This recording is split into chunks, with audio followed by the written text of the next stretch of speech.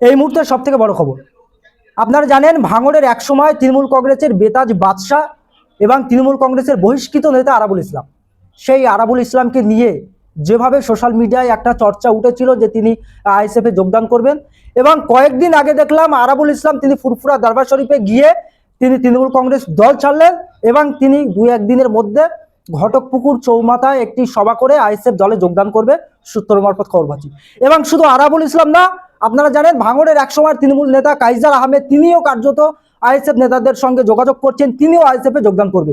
এবং আরাবুল ইসলাম প্রকাশ্যে শওকত মোল্লাকে চ্যালেঞ্জ করছেন যে 2026 বিধানসভা নির্বাচনে যেখানে শওকত মোল্লা প্রার্থী হবে, আরাবুল ইসলাম তিনিও কার্যত দাবি তুলেছেন যে শওকত মোল্লার বিরুদ্ধে কিন্তু আরাবুল ইসলাম প্রার্থী হবার একটা সম্ভাবনা রয়েছে। আমরা কথা বলবো এই মুহূর্তে আইএসএফ নেতা আমিরুল বাগ, তিনি রয়েছেন, তার কি বক্তব্য, যদি কি বলবেন এক সময়ের বেতাজ বাদশাহ আরাবুল ইসলাম, যে আরাবুল ইসলাম তার বিরুদ্ধে এত অভিযোগ রয়েছে, নওশাদ সিদ্দিকীর উপরে আক্রমণ, আইএসএফ নেতাদের উপরে আক্রমণ, সেই আরাবুল ইসলাম আজকে আইএসএফ দলে যোগদান করবে, ইঙ্গিতপূর্ণ মন্তব্য, কি বলবেন? দেখুন, এটা আমরাও দেখেছি, ইঙ্গিতপূর্ণ নয়, এটা হবে হয়তো, শুধু সময়ের অপেক্ষা। এবার সম্পূর্ণ এই বিষয়টা আমাদের রাজ্য স্তরে যিনি আমাদের দলের প্রতিষ্ঠাতা পীরজাদা আব্বাস সিদ্দিক ভাইজান, আমাদের দলের বস, আমরা জানার আদর্শে আদর্শিত, জানার কথা মেনে আমরা চলি। আরও আমাদের রাজ্য নেতৃত্বরা আছে, তারা যেটা সিদ্ধান্ত করবে আমরা সেটাই মেনে নেব।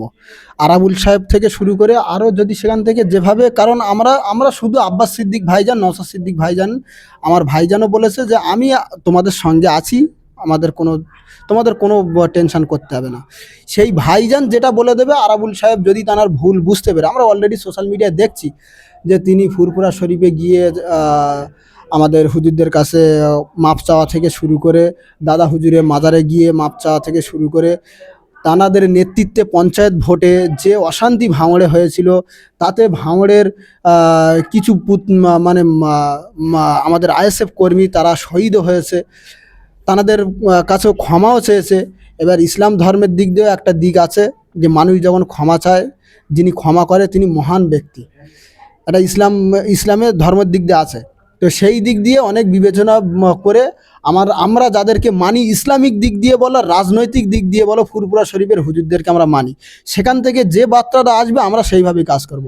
আর আরাবুল সাহেব যদি আইএসএফে আসতে চায়, আসুক, কোনো অসুবিধে নেই আমাদের তাতে।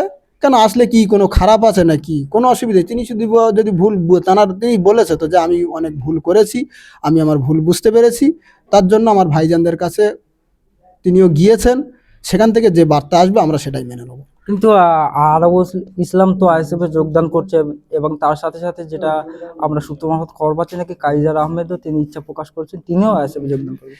দেখেন, আমরা সবাইকে ওয়েলকাম, কারণ দেখেন সবাই মানুষ, আমরা মানুষ, মাত্র ভুল হয়, হয়তো ভাষার দ্বারা কি অন্য কিছুর দ্বারা, কাজকর্মের দ্বারা আমাদেরই ভুল হয়।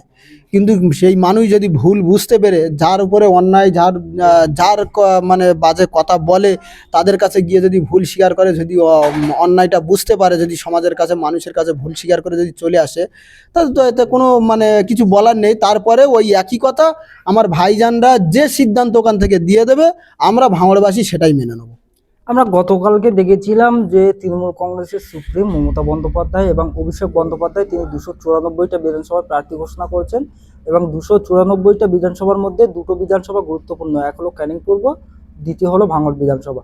এবং 10 বছরের বিধায়ক ছিলেন শওকত মোল্লা ক্যানিংয়ে, তিনি এবার ভাঙড়ে প্রার্থী হলেন, এবং এই প্রার্থীটাকে কোনো মতেই মানতে নারাজ যারা শওকত অনুগামীরা রয়েছে, যে তাদের দাবি ঘরের ছেলে ঘরের প্রার্থী করতে হবে।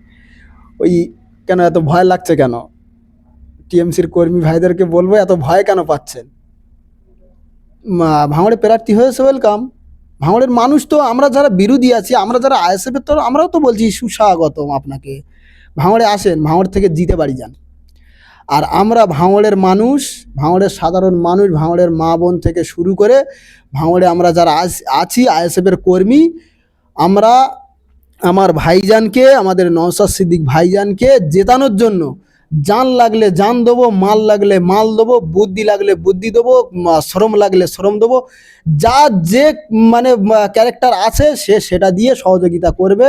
আর ভাঙড়ের টিএমসি ভাইয়েরাও আমাদেরকে কথা দিয়েছে। সব তো আমরা জানি, আমরা সব জানি, কিন্তু সবটা বলি না। কিন্তু এখন ভোট ঘোষণা হয়ে গেছে, এখন তো আর লজ্জা করে আর লুকিয়ে রেখে তো লাভ নেই। শওকতবাবুর কাছে খবর গিয়েছে যে এখানে একটাও ওনার ভোট নেই। যারা ওনার পিছনে ওই যারা বাজি ফাটাচ্ছে, যারা সব আমাদের সঙ্গে কথা হয়ে আছে।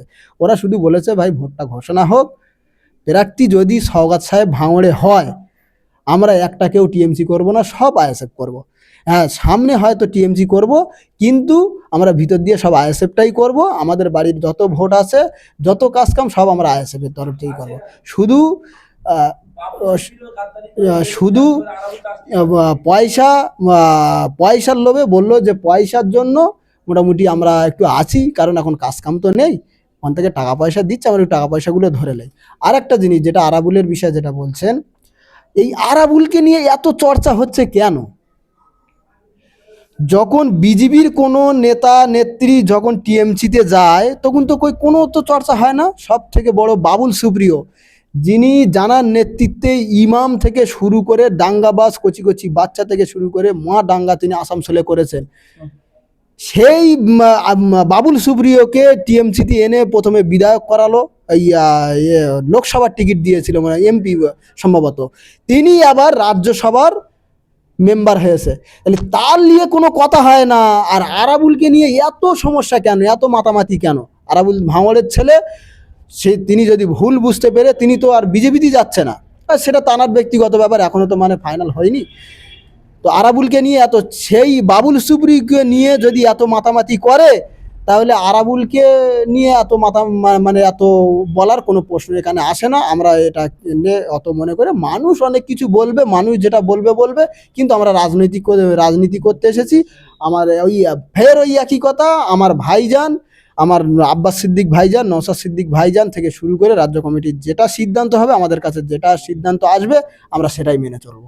না, আমরা দেখেছিলাম যে গতকালকে জীবনতলায় তৃণমূল সমর্থক কর্মীরা টায়ার জ্বালিয়ে বিক্ষোভ করছিল, এবং আজকে দেখলাম যে শওকত মোল্লাকে বাড়ি থেকে বেরোতে দিচ্ছে না, মানে শওকত মোল্লার বাড়ি ঘেরাও করে রেখেছে। তাদের দাবি অবিলম্বে ক্যানিংয়ে প্রার্থী করতে হবে। এই প্রশ্নটা বারবার আসে, এবার হাসি পেয়ে যাচ্ছে। মানে নেতার বাড়ি, নেতার কর্মীরাই ঘেরাও করে রেখে দিচ্ছে, বাড়ির থেকে বার হতে দিচ্ছে না। আমরা ঈদের শুভেচ্ছা শওকত বাবুকে বারবার বলছি, ঈদের শুভেচ্ছা, ওয়েলকাম, ভাঙড়বাসীর তরফ থেকে ওয়েলকাম। আপনাকে ভাঙড় থেকে জিতে আপনাকে বাড়ি যেতে হবে।